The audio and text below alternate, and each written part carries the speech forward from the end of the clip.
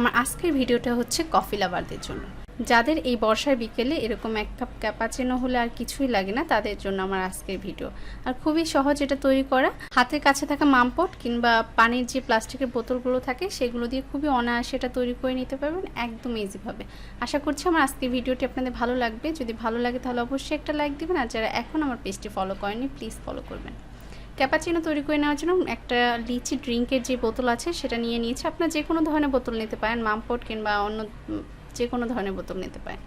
এরপর এর ভিতরে যে আমি শুকনো উপকরণগুলো দিব তার জন্য একটা কাগজ মুড়িয়ে নিয়েছি যাতে উপকরণগুলো বাইরে বেরিয়ে না আসে। এরপর এর মাঝে দিয়েছি 2 চামচ পরিমাণ কফি আর দিচ্ছি 3 চামচ পরিমাণ চিনি। মিষ্টিটা আপনারা যেরকম খেতে পছন্দ করেন সেই অনুযায়ী দিয়ে নেবেন। আমি মিষ্টিটা একটু বেশি খেতে পছন্দ করি, তাই মিষ্টির পরিমাণটা একটু বাড়িয়ে দিয়েছি। এরপর দিয়ে দিচ্ছি সামান্য পরিমাণ পানি। আমি এখানে 2 চামচ পরিমাণ পানি দিয়েছি। এবার এই বোতলের মুখটা টাইট করে লাগিয়ে নিব, যাতে করে যখন আমি বোতলটাকে ঝাঁকিয়ে নিব এর ভেতরে যে পানি কিংবা কফি চিনি মিশ্রণ আছে সেটা বাইরে বেরিয়ে না আসে। বোতলের ঢাকনাটা টাইট করে লাগিয়ে নেওয়া হয়ে গেলে এটাকে 4 থেকে 5 মিনিটের মতো ঝাঁকিয়ে নিলেই এর ভেতরে যে চিনি কফি আছে সেটা ফোমে পরিণত হবে। আর এটা তৈরি করা খুবই ইজি, কোনো রকম ইলেকট্রনিক মেশিন কিংবা হ্যান্ড বিটার ছাড়া সহজে এটা তৈরি করে নিতে পারবেন। এটা তৈরি করে একদম ইজি, দেখেই বুঝতে পারছেন এটা কত সহজে তৈরি করে নেওয়া যায়। আর তৈরি করে নেওয়ার এই পর্যায়ে আমি কফিতে যেই দুধটা মিক্স করব তার জন্য দুধটা জাল করে নিচ্ছি। এর জন্য আমি 1 কাপ পরিমাণ দুধ নিয়েছি। আর আমি এখানে লিকুইড মিল্কটা নিয়েছি, আপনারা চাইলে পাউডার মিল্ক দিয়ে লিকুইড মিল্ক তৈরি করে নিয়ে সেটা দিয়ে কফিটা তৈরি করে নিতে পারেন। এবার অপেক্ষা করছি দুধটা ফুটে ওঠার আগ পর্যন্ত। আর দুধটা একটু ভালো করে জাল করে নিব, এতে করে কফিটা খেতে বেশি ভালো লাগবে।